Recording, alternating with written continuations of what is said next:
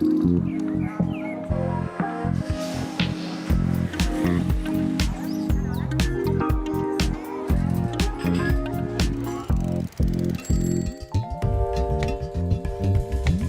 suis un petit-fils d'immigrés basques espagnols qui étaient chassés par Franco et je suis originaire de Bordeaux. Je suis un amoureux de la musique, je suis un amoureux de l'art, je suis un amoureux des gens qui cherchent, qui font des expériences.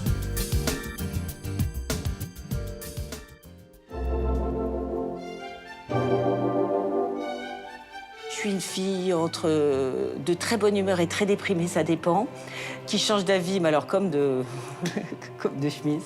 Je n'ai pas beaucoup de convictions. La seule que j'aurais, c'est que si la musique n'existait pas, je pense pas que je l'aurais inventée, mais je serais beaucoup plus malheureuse.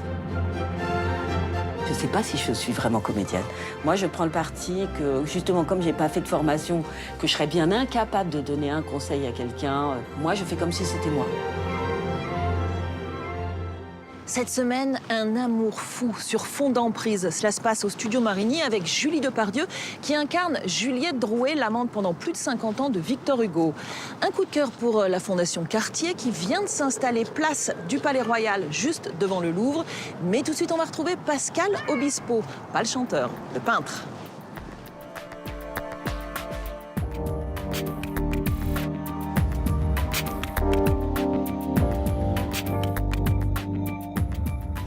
Bonjour Pascal. Bonjour. On est ravis de vous rencontrer. Bonjour. Qu'est-ce qu'on fait là? On est Galerie Ange Bassot, dans une rue, une des rues les plus prisées pour l'art. Donc bienvenue chez Ange Bassot et Ricardo, je vous en prie. Merci beaucoup.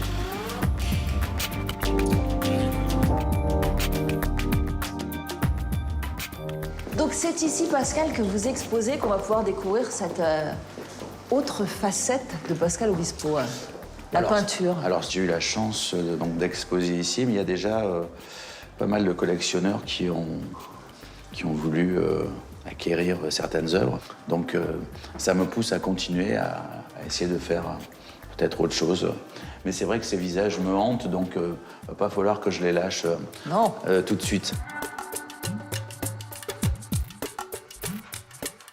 Cette exposition, elle s'appelle Réversibilité. Alors réversibilité parce que en fait toutes les toiles peuvent être ressenties à l'envers et à l'endroit, tout simplement.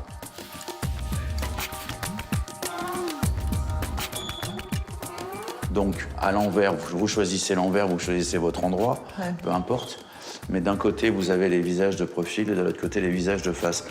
Et alors vous préférez avoir la tête à l'endroit ou la tête à l'envers, Pascal, dans la vie? Ça dépend des jours. Hein, ça dépend des jours? En fait, c'est celui qui affronte, celui qui dit, celui qui vous regarde aussi. L'autre, c'est plutôt celui qui pense, celui qui garde, celui qui est plus introverti. Donc il y a les deux facettes de ma personnalité, de nous aussi, de ce que nous sommes.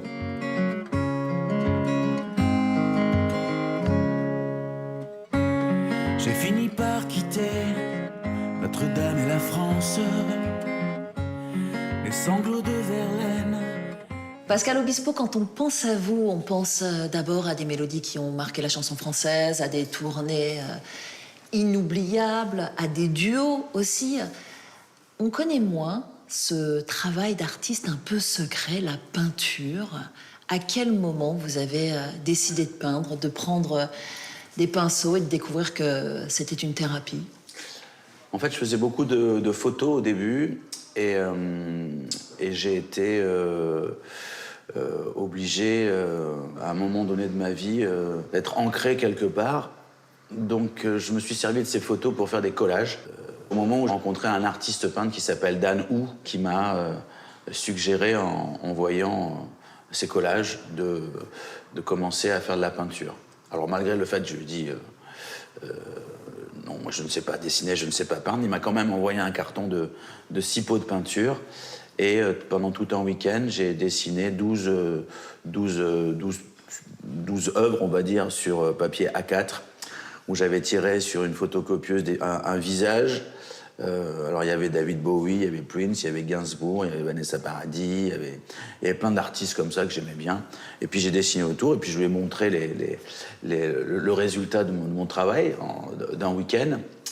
Et je lui ai dit, tu vois, regarde, ça sert à rien de me demander de faire de la peinture.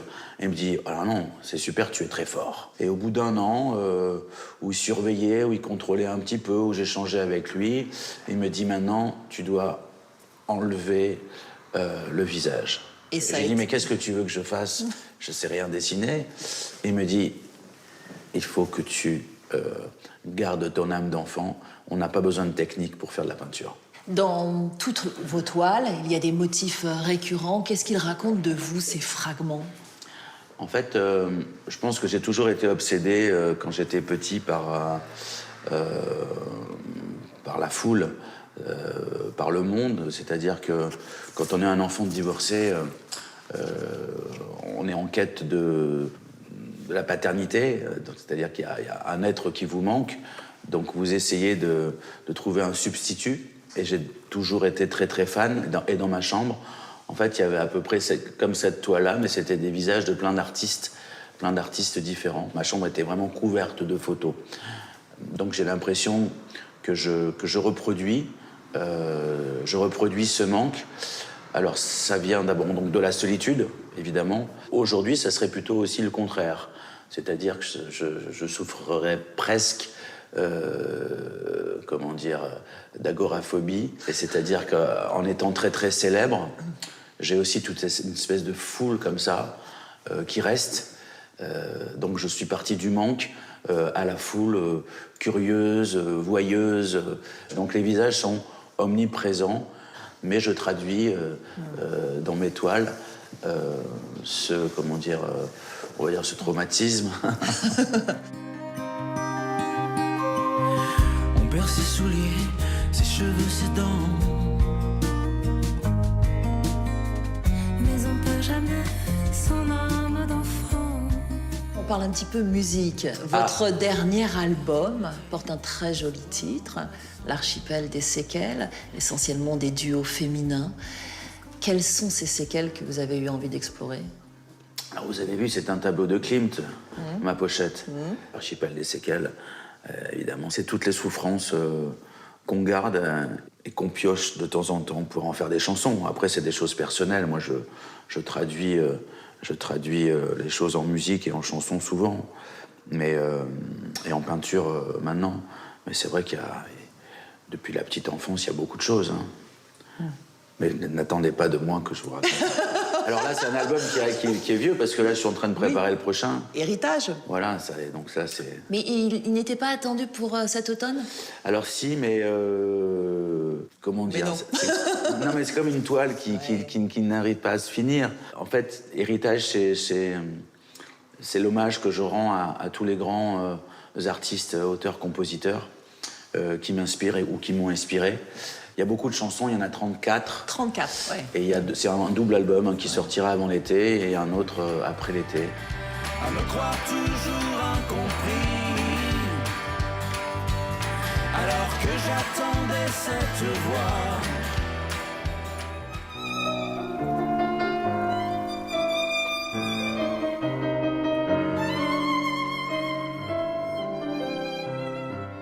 On part à présent retrouver au studio Marigny Julie Depardieu, visage familier du cinéma, du théâtre, de la télévision, une comédienne instinctive et magnétique.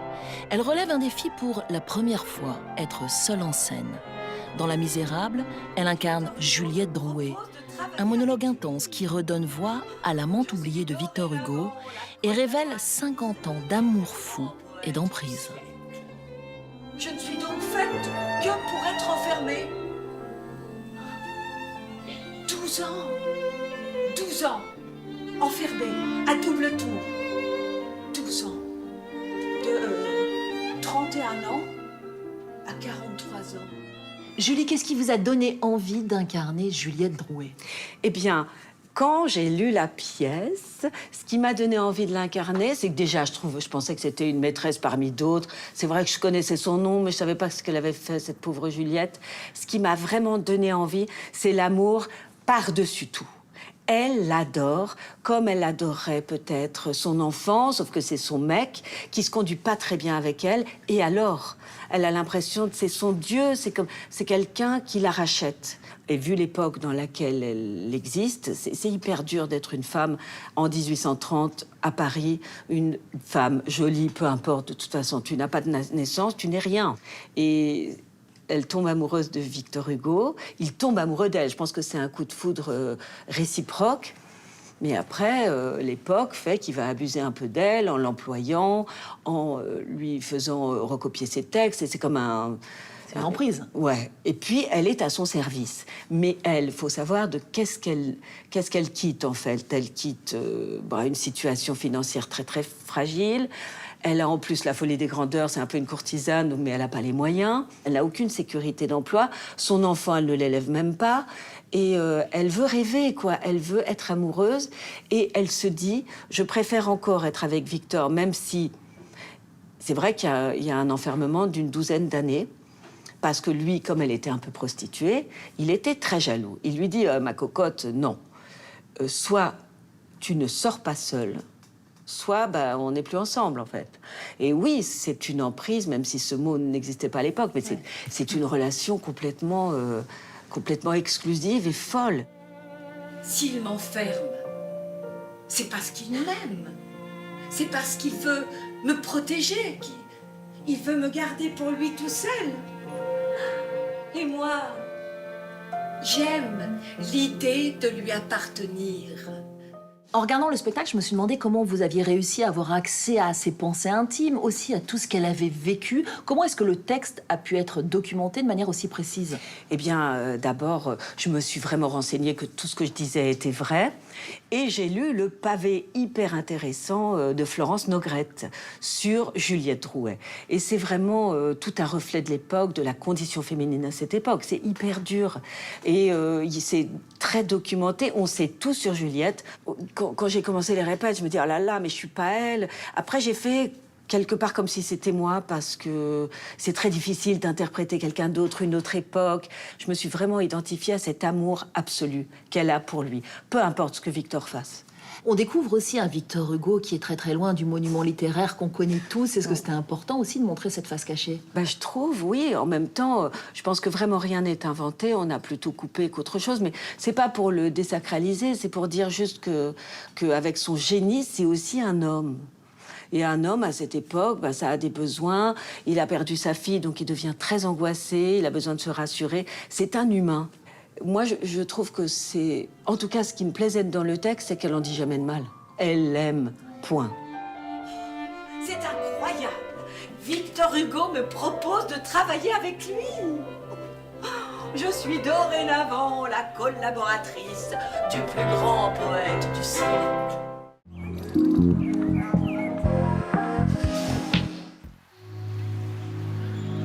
Je vous emmène à présent découvrir le tout nouveau visage de la Fondation Cartier. Après plus de 30 ans passés boulevard Raspail, elle vient de s'installer place du Palais Royal, dans les anciens grands magasins du Louvre, entièrement repensés par Jean Nouvel. Le lieu est unique, ouvert sur la ville, avec des plateaux mobiles qui redessinent l'espace à chaque exposition. C'est notre coup de cœur. Bonjour. Bonjour. Mais merci de nous accueillir dans cet endroit incroyable. Ce déménagement, c'est donc une révolution. Est-ce que vous avez repensé la manière d'exposer et d'accueillir le public?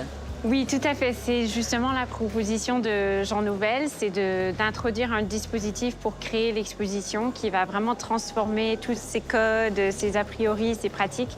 En fait, c'est 5 plateformes qui peuvent être ajustées à différents niveaux sur une hauteur de 10 mètres. Donc, ça veut dire à chaque grand projet d'exposition, l'architecture de la Fondation Cartier sera nouvelle, différente et le visiteur découvrira un parcours d'exposition nouveau. Et alors, la Fondation Cartier, elle a souvent mis en lumière certaines scènes artistiques, parfois oubliées. Je pense à l'Afrique, je pense à l'Amérique du Sud, je pense aux peuples autochtones. Est-ce que ça va rester une tradition, ou en tout cas une ligne directrice pour vos futurs accrochages? Oui, tout à fait. Et d'autant plus qu'aujourd'hui, on est désormais en face du Louvre. On a une responsabilité de rendre visible ou d'ajouter au symbole encyclopédique historique du Louvre et un des plus importants en Europe, d'amener dans la ville de Paris justement des scènes artistiques, des traditions, des courants, des individus qui ne sont pas forcément même reconnus comme artistes. Je pense à tout ce que la Fondation a fait aussi dans les sciences, l'architecture, et d'inscrire au cœur de la culture muséale un véritable discours transdisciplinaire. Merci, on va se quitter en images et je vous donne rendez-vous très vite pour de nouvelles aventures.